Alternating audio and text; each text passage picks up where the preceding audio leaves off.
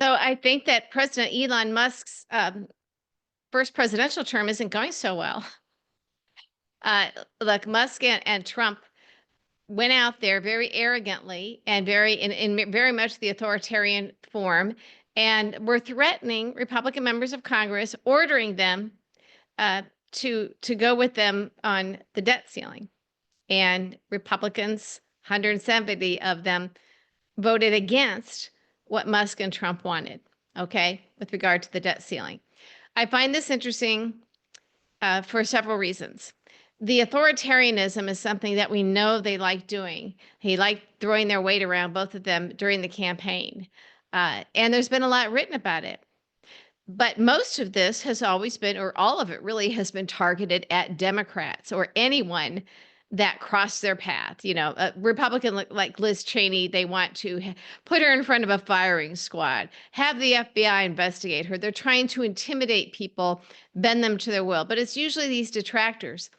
And I talked about this a few weeks ago, I think, that, when we started looking at the final counts and the margins, and when the House Republican majority, the margin of their win was so slim that through April, it looks like they're only going to have like a 2-seat majority.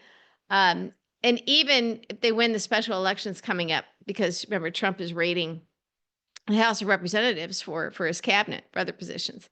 So, and Matt Gaetz is leaving, but that seat will probably be filled by a MAGA Republican. But this is what is so interesting. These are Republicans voting against them because, again, when the margin is so slim, they can't really afford. It's like they have to choose between, the Trump, Putin, Musk team or their constituents. Or, the speaker and leadership are looking at it like we can't really afford to play these games just to kiss Trump's butt, because we could lose this House majority and then no one's governing. So Speaker Mike Johnson can't lead without Democrats' help. And when I worked in Congress, I can tell you we had to work with the other side all the time. On many things. And sometimes there wasn't even a partisan line. It was maybe parochial interest back in your home district, back in your home state. So the coalitions might be a few Democrats, a few Republicans, and that's called working together. And is it easy? No. Well, I don't think our founders meant for this to be easy. They meant for it to be hard so that it would work. They didn't want anybody to be able to just roll over somebody else that easily. And I don't really have confidence that we're going back to those days, Tip O'Neill and Bob Michael. Bob Michael's my old boss. He wouldn't be allowed in the Republican Party. Well, I wouldn't either. Ronald Reagan wouldn't be allowed in this Republican Party. But there's like these shades of that when they had to actually listen to the folks back home or do the right thing. And when you look at what would happen if the federal government had shut down, and the people who would be harmed and hurt. Hurt is different than harm. Hurt is, I look at that as like a one-time thing, or hurting someone's feeling. Harmed is something that harms you long-term or forever. So to see Republicans in Congress actually basically flip the bird to President-elect Trump and Musk and Putin and the oligarchs to actually do the right thing. And they're still, cutting things. They're not real fond of funding child cancer, things like that. But they're still cutting because they want to cut spending, and that's always been a Republican thing. I think we should always be looking to cut out waste and fraud, but we shouldn't be cutting out programs where cutting those programs actually hurts and harms people. But there's always room for audits of each agency. And we don't even need Elon Musk's new agency, Doge, or whatever it's called, to do this for us. Elon Musk has no idea how Washington and government works. He is not a person who has any experience in this. His arrogance and his hubris is through the roof, in that he thinks that because he was able to take Tesla and make himself rich running the company in the ground. I mean, the most dangerous cars in the world, they have more accidents and deaths than anybody else, any other car. This arrogance, maybe fueled by his drug use, has made him think that he knows how to govern, how to solve all of the nation's problems. And he doesn't. He is dangerous. So I never really looked, we always say, oh gosh, we wish Republicans in Congress, the House and Senate would be the ones to save us, because they've been the ones obviously to build Trump up and make him stronger in the past. So to see them stand up to him, he's not even sworn in yet, and he's throwing his weight around, he and Musk, they are threatening Republicans, saying, we'll make sure you're primaried. We'll primary you, meaning they'll just find somebody and dump a bunch of money in, somebody who will obey them, somebody who will do everything that Trump and Musk and Putin orders them to do. They will fund their campaign in a primary, and Trump, he knows that he can get away with anything. He's bragged that he can stand in the middle of Fifth Avenue and shoot someone and won't lose support. Well, at some point, Republicans really don't like that gun pointed at them. They loved it when he's doing it to Democrats, but not when it's them, and not when the House majority is that slim, because they're thinking, well, gosh, do we risk Trump trying to primary me back home? Or if I take orders from them, things are going to crash and burn around here, and my constituents will blame me. So who does he answer to? Some of these Republicans decided to answer to their constituents. Imagine that, with Trump threatening them. I don't think that we can fully understand how significant it is that it was Republicans who defied him and Musk. And I don't think Trump expected that. Trump is used to getting his way. Trump is used to threatening people and hurting people and harming people and scaring people and ruining people and breaking the law to do it. Anybody who's been one of his targets and victims, me, knows how far he'll go. So when you're an individual without any way to defend yourself is terrifying. But when I see 170 Republican House members of Congress, Republicans, saying no to Trump, saying, well, you're gonna primary all of us? Have fun there, buddy. And would Republicans, rank and file, except for the filthiest of the MAGA, but would regular, rank and file Republicans who voted for Trump, how would they feel about that when they find out that he's out there, he and Musk are out there using Musk's endless wealth to buy elections, large scale, and primary 170 Republicans in the House? It is insane.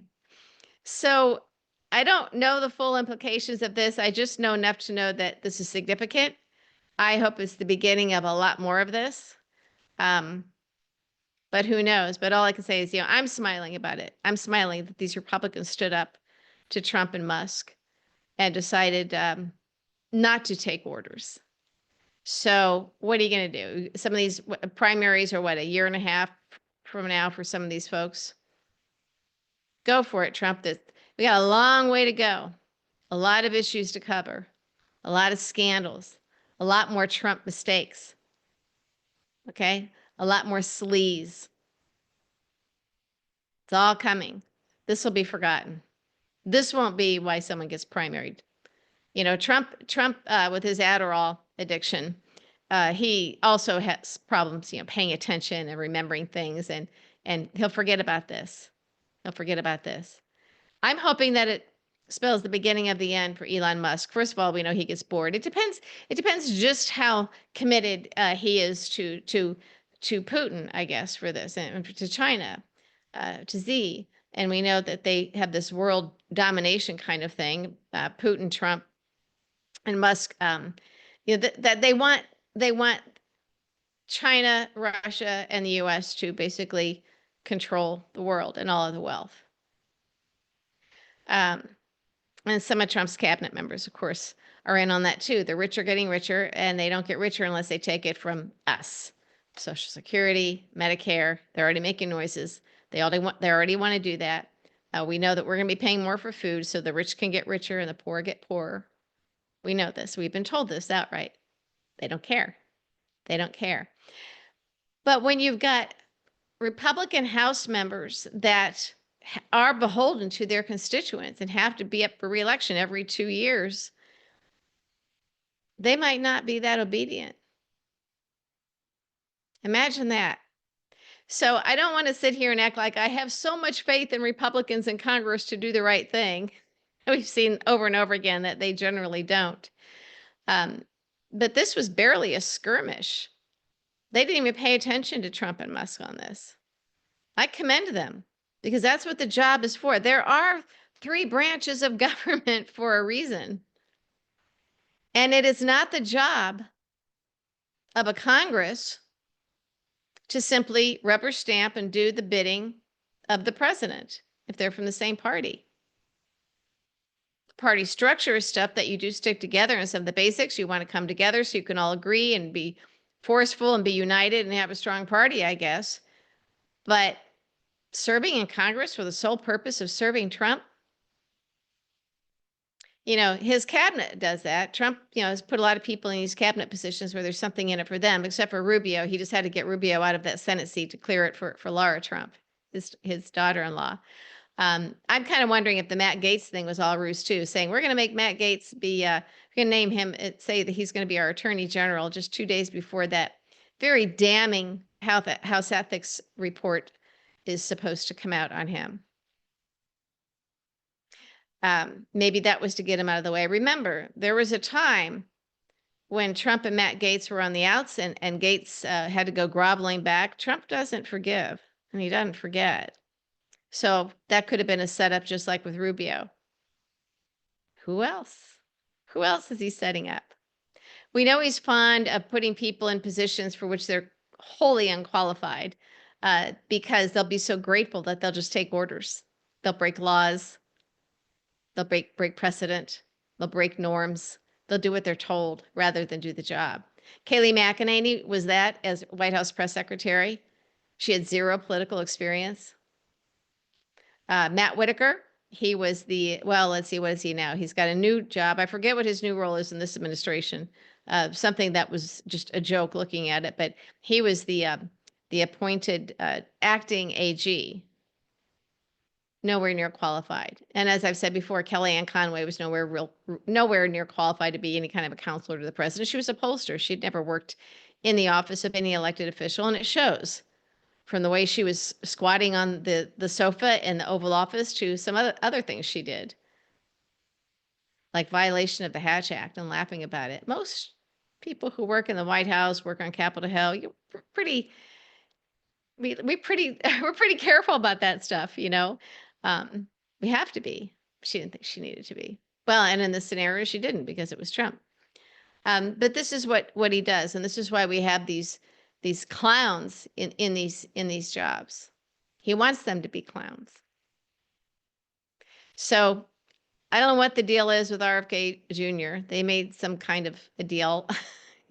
We'll figure out what that's about. It might have just been Trump thumbing his nose at us, putting the worst people in these positions just to show us that he's boss now. But here's the thing. Republicans in Congress don't like this stuff either. They don't like being made fools of. They don't like being threatened. And remember, they are beholden to constituents. Cabinet, not so much. Staff, nah. People that make money off of Trump, they're all beholden to Trump, Musk, Putin. And there are some Republicans in Congress who are obviously beholden to Trump, Musk, and Putin, but not all of them. Not all of them. And they just might be a little bit harder to control than Trump thought. I could be wrong. I hope I'm not. Maybe this was a one-off, but I loved seeing it. So I'm hoping for more of that. I'm hoping that House Republicans, because they have such a slim majority, because they answer to the people back home, I'm hoping that the spine that they appear to have grown is permanently there. We got to look to whatever hope, rays of hope that we can see. through the clouds. And so that's what I'm looking at. That Republicans, when they were directly threatened by Trump and Musk, they stood up to them. Unbelievable. I love it. Hopefully, we'll have more of these to talk about.